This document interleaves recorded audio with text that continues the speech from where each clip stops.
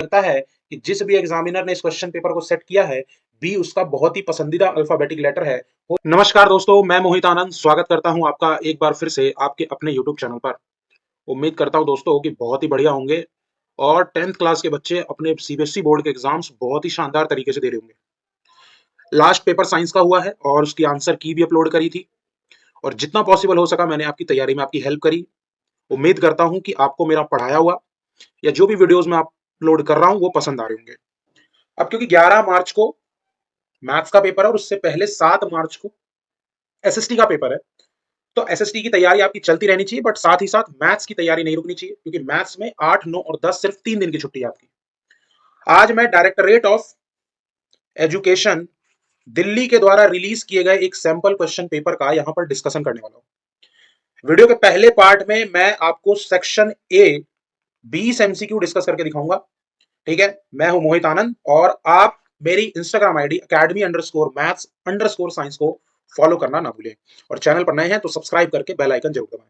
आइए बिना किसी देरी के शुरू करते हैं अपना आज का। मैंने आपको बताया कि सेक्शन ए डिस्कस करूंगा, तो सेक्शन ए का जो सबसे पहला क्वेश्चन है वो ये है कि the probability of happening of an event is 3/7। किसी घटना के होने की प्रायिकता 3/7 है, तो उसी घटना के नहीं होने की प्रायिकता कितनी होगी। हम जानते हैं कि पी ई यानी कि probability of an event plus P not E, हमेशा इसका सम इक्वल टू 1 होता है। अब हमें होने की प्रायिकता दी गई है 3/7 और नहीं होने की निकालनी है। तो नहीं होने की निकालनी है तो सिंपली आप क्या कर सकते हो, 1 में से 3/7 को माइनस करोगे, then your answer will be 4/7। तो B is the right answer. अब बच्चा यहां सोचेगा कि सर डायरेक्ट भी तो कर सकते थे। बिल्कुल डायरेक्ट कर सकते हैं, बट जरूरी तो नहीं है ना कि ये क्वेश्चन यहां पर एमसीक्यू में है तो आपसे भी एमसीक्यू में ही पूछे। 2 नंबर में भी अगर ये क्वेश्चन पूछ लिया जाए तो मैं चाहता हूं कि आप सब्जेक्टिव वाइज भी उस क्वेश्चन को कर ले और ऑब्जेक्टिव वाइज भी उस क्वेश्चन को कर ले। कॉन्सेप्ट यहां से क्या आता है कि किसी घटना के होने और उस घटना के ना होने की प्रायिकता यानी प्रोबेबिलिटी का सम हमेशा 1 होगा, उससे बड़ा नहीं होगा। ठीक है, बढ़ते हैं अपने क्वेश्चन नंबर सेकंड की ओर। क्वेश्चन नंबर सेकंड कहता है कि the value of M, M की वैल्यू निकालिए for which the system of equations, दो इक्वेशन दी गई हैं, 6 minus 3y plus 10 is equals to 0 और दूसरा इक्वेशन है 2x minus my is equals to -9 और कहा गया है कि इसके कोई सॉल्यूशन नहीं है। कॉन्सेप्ट ध्यान रखना है कि अगर लाइंस पैरेलल हैं, लाइंस क्या हैं, पैरेलल, तो जो सॉल्यूशन होते हैं वो नो सॉल्यूशन होता है। ठीक है, नो सॉल्यूशन। और इसी को बोला जाता है इनकंसिस्टेंट। क्या बोला जाता है मेरे बच्चों, इनकंसिस्टेंट भी बोला जा सकता है। तो तीनों तरीके से बोला जा सकता है कि पैरेलल लाइंस है, इनकंसिस्टेंट है या नो सॉल्यूशन है। और निकालने का तरीका क्या है कि a1 ratio a2 is equals to b1 ratio b2 is not equals to c1 ratio c2 होता है अगर लाइंस इन तीनों में से कुछ भी शो कर रही है। अब हमें क्योंकि m की वैल्यू निकालनी है तो कॉफिशिएंट कंपेयर कराना आपको आता होगा, मैं उम्मीद कर रहा हूं। तो 6/2 इज इक्वल्स टू -3/-m हो जाएगा। यहां से जब मैं सॉल्व करूंगा तो m की वैल्यू 1 आती हुई दिखाई दे रही है and 1 is the B option, तो इसका भी आंसर मेरा बी है। बिना कुछ दुविधा के आप आसानी से इस क्वेश्चन को सब्जेक्टिव वाइज भी और ऑब्जेक्टिव वाइज भी कर सकते हैं। तीसरे क्वेश्चन की बात कर लेता हूं। तीसरे क्वेश्चन में कहता है कि को प्राइम नंबर्स का एचसीएफ हमेशा क्या होगा। भाई को प्राइम नंबर वो होते हैं जो दो प्राइम नंबर्स होते हैं। जैसे मान लीजिए मैंने 2,3 ले लिया, तो 2,3 को प्राइम नंबर है। ठीक, अब 2,3 को प्राइम नंबर है और मैं पूछ लूं कि इसका एचसीएफ बताओ, तो जब प्राइम नंबर की बात आती है तो प्राइम नंबर के फैक्टर एक तो एक और दूसरा वो नंबर इटसेल्फ होता है। अब हमें आ गई को प्राइम की बात, तो को प्राइम में दोनों में क्या कॉमन मिलेगा, 1, तो एचसीएफ क्या हो सकता है, 1। तो एचसीएफ ऑफ को prime numbers is always 1। Again the answer of question number third is also be. समझ में आ रहा है। आइए बढ़ते हैं क्वेश्चन नंबर 4 की ओर। क्वेश्चन नंबर 4 कहता है कि अगर अल्फा और बीटा दिए गए पॉलिनोमियल एक्स स्क्वायर माइनस ए एक्स माइनस बी के जीरोज हैं तो alpha square plus beta square की वैल्यू क्या होगी। भाई अल्फा और बीटा जीरोज है, मुझसे पूछ लिया alpha square plus beta square. अब जैसे ही मैंने पॉलिनोमियल देखा एक्स स्क्वायर माइनस ए एक्स माइनस बी, मुझे एक चीज समझ में आ गई कि अगर अल्फा बीटा इसके जीरोज हैं तो अल्फा प्लस बीटा क्या होता है, -b/a। मेरे बच्चों, क्या ये बी यहां -a रिप्रेजेंट कर रहा है और क्या यहाँ a की वैल्यू 1 है, तो क्या मैं कह सकता हूं कि अल्फा प्लस बीटा की वैल्यू a होगी। हाँ बोलना पड़ेगा। अल्फा बीटा किसके द्वारा रिप्रेजेंट होता है, c/a। इस इक्वेशन में c क्या है -b और a क्या है 1, तो क्या मैं कह सकता हूं कि alpha into beta minus B होगा? हाँ बोलना पड़ेगा, कोई उपाय नहीं है। अब मुझे alpha square plus beta square चाहिए, तो मुझे दिख रहा है क्या हो सकता है, अल्फा प्लस बीटा का whole square is equals to alpha square plus beta square plus 2 alpha beta. अब क्योंकि मुझे alpha square plus beta square निकालना है, तो इस वाले टर्म को मैं इधर ले जाऊंगा, तो मेरा अल्फा प्लस बीटा क्या है, ए का स्क्वायर ए स्क्वायर माइनस ये प्लस इधर गया माइनस हो गया 2 अल्फा इंटू बीटा क्या है -b। अरे हाँ तो बोलना पड़ेगा भैया, कोई उपाय नहीं है। और एक चीज यहां ध्यान रखिएगा, अब ये प्लस इधर जाके क्या हो रहा है, माइनस हो रहा है, और एक माइनस तो इस वैल्यू में है, तो आंसर क्या हो जाएगा, alpha square plus a square plus 2ab, और a square plus 2ab is the right answer, यानी बी अगेन एक आंसर है। तो दिए गए शुरू के 4 क्वेश्चंस के आंसर बी है। उम्मीद करता हूं कि ये चारों क्वेश्चन बहुत अच्छे से समझ में आएंगे। आइए अगले क्वेश्चंस डिस्कस करते हैं। नंबर अगर मैं 5 की बात करूं, तो क्वेश्चन नंबर 5 में कहता है एक क्वाड्रेटिक पॉलिनोमियल फाइंड करिए जिसका सम ऑफ जीरोस -3 है और प्रोडक्ट ऑफ जीरोस -10 है। अब देखो क्वेश्चन एमसीक्यू में तो करने का शॉर्टकट भी हो सकता है, बट ये क्वेश्चन 2 नंबर में भी आ सकता है। सम ऑफ जीरोस यानी alpha plus beta is equals to -b upon a होता है, और इसी की वैल्यू -3 दी गई है, अपॉन में कुछ नहीं है तो 1 ले लिया। Product of zeros alpha into beta होता है c upon A, and that is -10 given है, अपॉन में कुछ नहीं है तो 1 ले लिया। सबसे इंपॉर्टेंट चीज तो देखी जाती है कि दोनों के डेनोमिनेटर में a है और a की वैल्यू सेम होनी चाहिए। अगर सेम नहीं है तो सेम करनी पड़ती है, बट क्योंकि यहां सेम है तो यहां से निकल के आ गया a की वैल्यू 1, b की वैल्यू 3। अब 3 क्यों, क्योंकि माइनस से माइनस एलिमिनेट हो गया, एंड c की वैल्यू कितनी -10। जनरल फॉर्मूला क्वाड्रेटिक पॉलिनोमियल का ax square plus bx plus c होता है। समझ में आ रहा है? तो अगर उसके अकॉर्डिंग देखें तो वैल्यू हो जाएगी एक्स स्क्वायर प्लस 3x -10। अब आपको चाहते हैं आप शॉर्टकट करना, तो शॉर्टकट करने का तरीका यह है x square minus alpha plus beta into x plus alpha into beta. इस फॉर्मूले को अगर आप याद रखेंगे तो डायरेक्ट आप आंसर निकाल सकते हैं। एक चीज मैं यहां और बताना चाहूंगा कि जनरली अगर अल्फा और बीटा यानी सम ऑफ जीरोस और प्रोडक्ट ऑफ जीरोस फ्रैक्शन में दिया हुआ है, तो आपको फिर यहां पर फ्रैक्शन इस वाले आंसर में पुट करने के बाद सॉल्व करना होगा, तब आपको अपना क्वाड्रेटिक पॉलिनोमियल मिल जाएगा। उम्मीद करता हूं कि ये क्वेश्चन बहुत ही आसान तरीके से आपको समझ में आया होगा, यानी दिए गए 4 ऑप्शंस में D is the right answer. ठीक है, तो 5वें क्वेश्चन का आंसर डी हो गया। छठे क्वेश्चन की ओर बढ़ते हैं। छठा क्वेश्चन कहता है कि दो नंबर 3, 36 और 54 का HCF 6 है, एलसीएम निकालो। हम जानते हैं कि HCF into LCM is equals to first number into second number होता है। ये फॉर्मूला हमें याद है चैप्टर 1 से।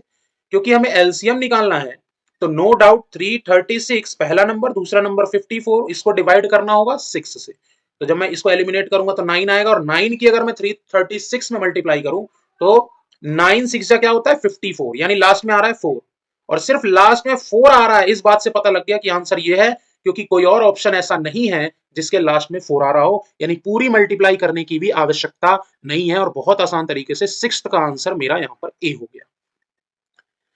बढ़ते हैं अपने अगले क्वेश्चन नंबर 7 की ओर, जिसमें 234 का प्राइम फैक्टराइजेशन करने की बात की गई।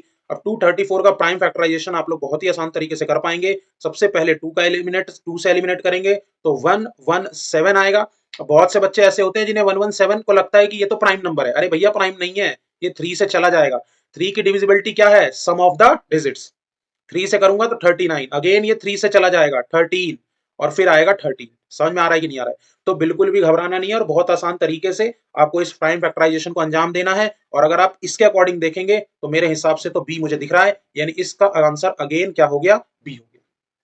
ठीक है बच्चों, अगर वीडियो पसंद आ रही है तो वीडियो को लाइक करना तो बिल्कुल बनता है। ठीक है, आइए क्वेश्चन नंबर 8 की बात करते हैं। क्वेश्चन नंबर 8 कहता है क्वाड्रेंट का एरिया निकालिए एक सर्कल के जिसकी रेडियस 14 सेंटीमीटर दी गई है। भाई हम जानते हैं कि एरिया ऑफ क्वाड्रेंट क्या होता है, सर्कल के एरिया का 1/4। तो मुझे एरिया निकालना है तो 1/4 पाई 22/7, और रेडियस कितनी है 14 इंटू 14। ठीक है, 7 4 जा 28 होता है, तो 14 से काटूंगा तो 2 आएगा, और 2 से काटूंगा तो 11 आएगा। 11 की इंटू 14 में करूंगा तो आंसर आएगा 154, यानी कि डायरेक्ट आंसर मैं लिख सकता हूं डी। देखो ऐसे क्वेश्चन बहुत आसान तरीके से हो जाते हैं, अगर आपकी कैलकुलेशन माइंड में आप कर सकते हो तो बहुत ही आसान तरीके से आप क्या कर सकते हो, ऐसे क्वेश्चनों को अंजाम दे सकते हो। पढ़ते हैं क्वेश्चन नंबर 9 की ओर, जो कि स्टैटिस्टिक्स चैप्टर का एक बहुत ही अच्छा सा क्वेश्चन मीडियन दिया गया है कि दिए गए डेटा को जिसको असेंडिंग ऑर्डर यानी कि बढ़ते क्रम में सजाया गया है, इसका मीडियन 27.5 है, एक्स की वैल्यू निकालिए। भाई हम जानते हैं कि सबसे पहले तो हमें नंबर ऑफ ऑब्जर्वेशन गिनने पड़ेंगे। अगर हम नंबर ऑफ ऑब्जर्वेशन गिनते हैं तो 1 2 3 4 5 6 7 8, यानी एन की वैल्यू कितनी आई है 8, और एन 8 आ रहा है मतलब कि ये एक इवन नंबर है।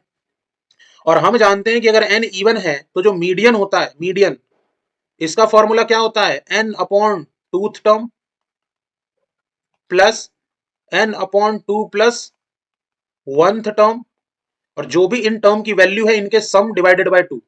अब भाई 8 अगर ये है तो ये कौन सा टर्म है, fourth term, plus fifth term divided by 2। भैया गिन लो जरा, फोर्थ टर्म क्या है, x प्लस 2, फिफ्थ टर्म क्या है, x प्लस 3 डिवाइडेड बाय 2, और मीडियन मेरे बच्चों कितना दे रखा है 27.5। ये चीज भूल मत जाना, पहले ही बता दे रहा हूं। इसको सॉल्व करूंगा तो 2x plus 5 is equals to कितना होगा, 27.5 इंटू 2 55।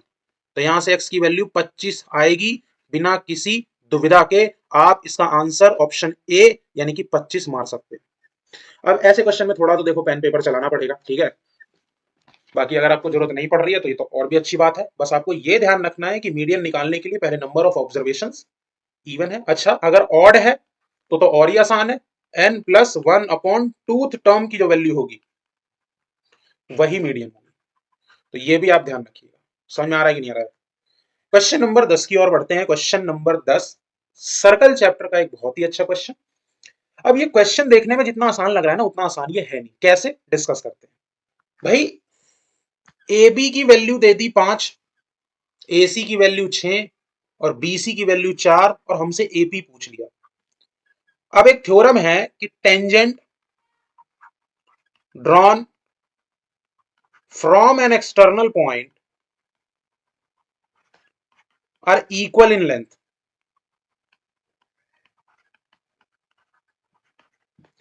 इससे अगर मैं ए पॉइंट से देखूं तो A P is equals to A Q हो जाएगा, इक्वेशन फर्स्ट। अगर मैं बी पॉइंट से देखूं तो BP is equals to B D हो जाएगा, यहां के पॉइंट ऑफ कॉन्टेक्ट को डी मान लो। सी पॉइंट से देखूं तो C D is equals to C Q हो जाएगा, हाँ बोलना पड़ेगा। अगर मैं इक्वेशन फर्स्ट और सेकंड को ऐड करता हूं तो बताओ बीपी प्लस सी क्यू बराबर क्या होगा, B D plus C D. ये मैंने उल्टा लिख दिया है, इसको आप इस तरीके से लिख लेना। तो बीपी प्लस सी क्यू बराबर B D plus C D, और B D plus C D क्या बीसी है, और बीसी की वैल्यू कितनी गिवन है 4 सेंटीमीटर। ये इक्वेशन नंबर 4 हो गई। अब इसको बचा के रखता हूं मैं यहां पे, समझिएगा कैसे। क्योंकि यहां से मैं सी क्यू को क्या लिख सकता हूं, 4 माइनस बीपी, इसी को आप मान लो इक्वेशन नंबर 4। अब अगर आप इक्वेशन फर्स्ट को देखें तो एपी बराबर क्या था, ए क्यू। एपी को मैं क्या लिख सकता हूं, ए बी प्लस बीपी, हाँ बोलना पड़ेगा, is equals to A Q को मैं क्या लिख सकता हूं, ए सी प्लस सी क्यू। कोई उपाय नहीं है। अब ना तो बीपी पता ना सी क्यू पता, बच्चे क्या करते हैं, एक गड़बड़ जो ये करते हैं, ये डी को मिड पॉइंट समझ लेते हैं कि भैया ए से अगर मैंने लाइन डी मिला दी तो ये मिड पॉइंट होगा। नहीं भैया, मिड पॉइंट नहीं है, कोई भी ऐसी कंडीशन नहीं दी जो ये कह दे कि मिड पॉइंट है। तो ए बी कितना है भाई 5, बीपी नहीं पता, ए सी कितना है 6, और सी क्यू को मैं क्या लिख सकता हूं 4 माइनस बीपी। रीजन क्या दोगे, रीजन दोगे ये वाली इक्वेशन सेकंड। अब जब मैं इसको सॉल्व करूंगा 6 4 10, इस बीपी को मैं इधर ले आया तो क्या ये 2 बीपी हो गया।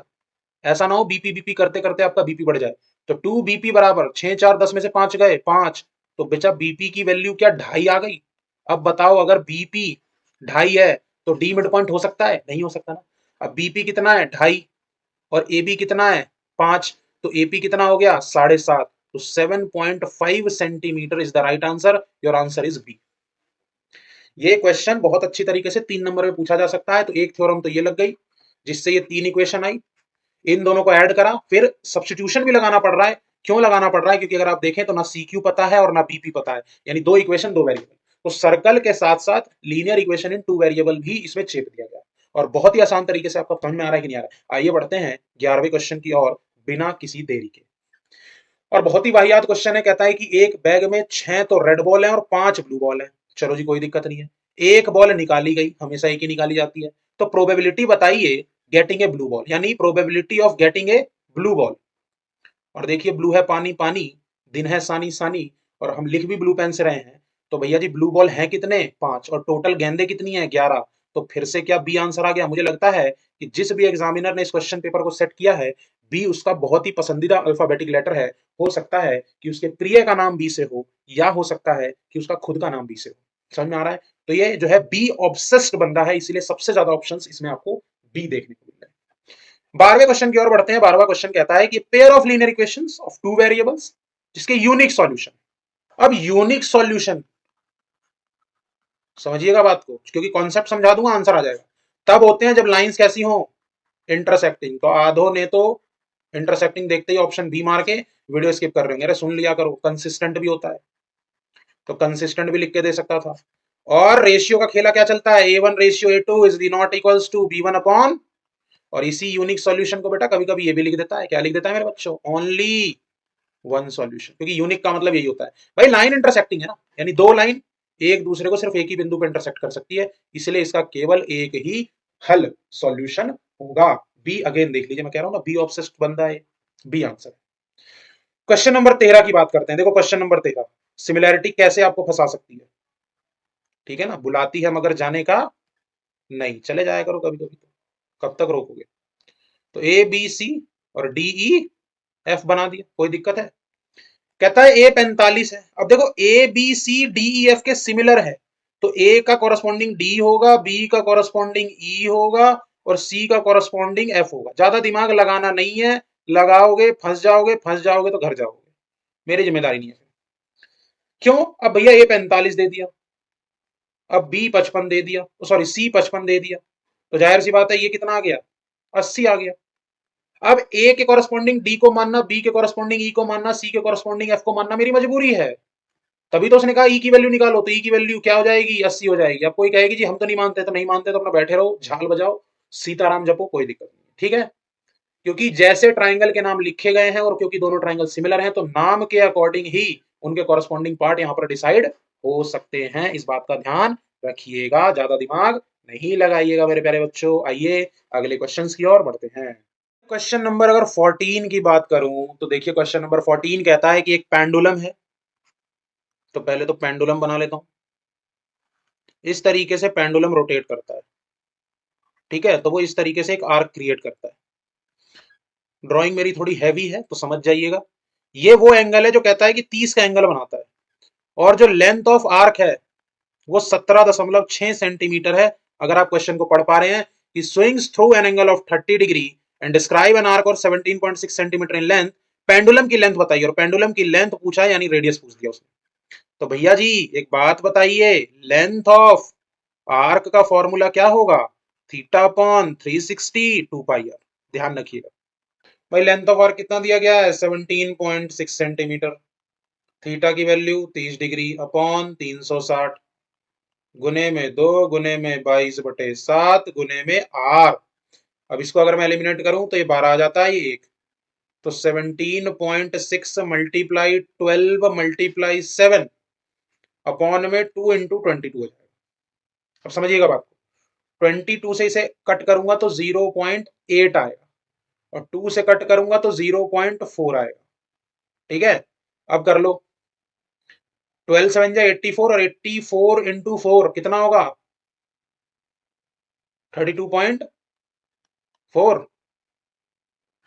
84 इंटू 0.4 33.6 आएगा। नालायको, मैं गलत कर रहा हूं तो तुम भी गलत कर रहे हो, 33.6 बी आंसर है। वही तो, वैसे तो इस क्वेश्चन पेपर में आधे बच्चे जो है ना, जैसे मैंने बोला ना कि बी ऑब्सेस्ड एग्जामिनर है, तो आधे तो बी मार के निकल जाएंगे, तो भी देख रहे हो सही जा रहा है, घबराना नहीं है बिल्कुल भी। एक दो के तो पता नहीं मेरे को लगता है कैसे बदल दिए, वरना बी बी ठोक रखे हैं। जैसे कि अगले क्वेश्चन पे आइए 15वें पे, कहता है एक surveyor wants to find out the height of the tower. ये सर्वेयर जो है वही है जो सर्वे करने वाले आते हैं ना गली कुची में। अब इन्हें टावर की हाइट का पता करना है। उन्होंने देखा एंगल ए से कि tan ए बराबर 3/4 बन रहा है। हाइट ऑफ टावर क्या होगी अगर ए उसके बेस से 40 मीटर की दूरी पर है, तो भाई एक बात बताओ, tan a बराबर कितना है? 3/4। और वैसे tan a क्या होता? BC बटे AB। बहुत बढ़िया। तो 3/4 बराबर BC तो पता नहीं, लेकिन AB कितना? 40। अब अंधा भिखारी भी कह देगा कि अगर 4 ही 40 है तो एक ही 10 होगा और 3 ही 30 होगा। कहाँ है 30? सी। पहला ऑप्शन लग रहा है मेरे को, जो सी आंसर। समझ में आ रहा है कि नहीं आ रहा? तो बहुत ही धुआंधार तरीके से सैंपल पेपर के सारे क्वेश्चनों का खात्मा करते हुए मैथ्स एंड साइंस एकेडमी के बच्चे आगे बढ़ रहे हैं। चैनल पर नए हो तो सब्सक्राइब करके, वीडियो को लाइक करके और सभी में शेयर करना तो बिल्कुल ना भूलें। एक बार तो पढ़ना बनता है। 16वें क्वेश्चन की ओर अगर आगे बढ़े तो 16वें क्वेश्चन में कहता है नंबर ऑफ जीरोस निकालिए पॉलिनोमियल के। तो भैया नंबर ऑफ अगर जीरोस की बात करूं तो एक्स एक्सिस को कितनी जगह काट रहा है? 1 2 3। तो नंबर ऑफ जीरोस कितने हो गए? नंबर ऑफ जीरोस कितने हो गए मेरे बच्चों? 3। 3 इसका आंसर है, ऑप्शन नंबर डी। 17वें क्वेश्चन में कहता है कि कॉसेक थीटा की वैल्यू 3/2 है। कॉसेक थीटा बराबर 3/2 और होता क्या है? ये एच अपॉन पी। तो बी निकालना है तो बी बराबर रूट अंडर एच का स्क्वायर 9, पी का स्क्वायर 4, और 9 में से 4 गए तो √5 आ गया। बिल्कुल सही है, कोई दिक्कत नहीं है। हमसे वैल्यू पूछी 4 bracket cosec square theta plus cot square theta की। भाई कॉसेक स्क्वायर थीटा तो 9/4 हो जाएगा। हाँ बोलना पड़ेगा। कॉट क्या होता है? कॉट कॉट होता है बी बाय पी, सॉरी। तो बी कितना? √5, पी कितना? 2। तो √5 का स्क्वायर 5, समझिएगा, और पी का स्क्वायर 4। तो क्या मैं कह सकता हूं कि 4 गुने 14/4? तो 4 से 4 गया तो आंसर। अब देख रहे हो, अब भाई साहब सी पे सी मार रहे हैं। ठीक है, अब समझ जाओ, क्योंकि अब तक तो बी की आदत लगा दी, और जैसे ही बी की आदत लगा दी वैसे ही सी ऑप्शन देना शुरू कर दिया। गई भैंस पानी में, भेज दो पानी में, कोई दिक्कत नहीं, नहा के आ जाएगी वापस। 18वें क्वेश्चन की ओर आगे बढ़ते हैं। 18वां क्वेश्चन सर्कल चैप्टर का एक बढ़िया क्वेश्चन। कहता है क्वाड्रिलेटरल सर्कमस्क्राइब, एक सर्कल को लेकर बैठा हुआ है, पीबी प्लस सीआर की वैल्यू। कितना ही वाहियात, निहायती वाहियात क्वेश्चन। भाई एक चीज बताओ, पी बी बराबर क्या बी क्यू होगा? Tangent from B. बिल्कुल सही, होशियार तो हो गए पढ़ के मेरे से। क्या आप मानते हो कि सी आर बराबर सी क्यू होगा? टेंजेंट फ्रॉम सी। अब भाई ने बोला कि दोनों को जोड़ने का, तो जोड़ने का। भाई ने बोला करने को, तो करने को। तो P B plus C R बराबर कितना? B Q plus C Q. और B Q plus C Q क्या है? B C. देखो, सी की आदत लगा के बी पे वापस आ गया।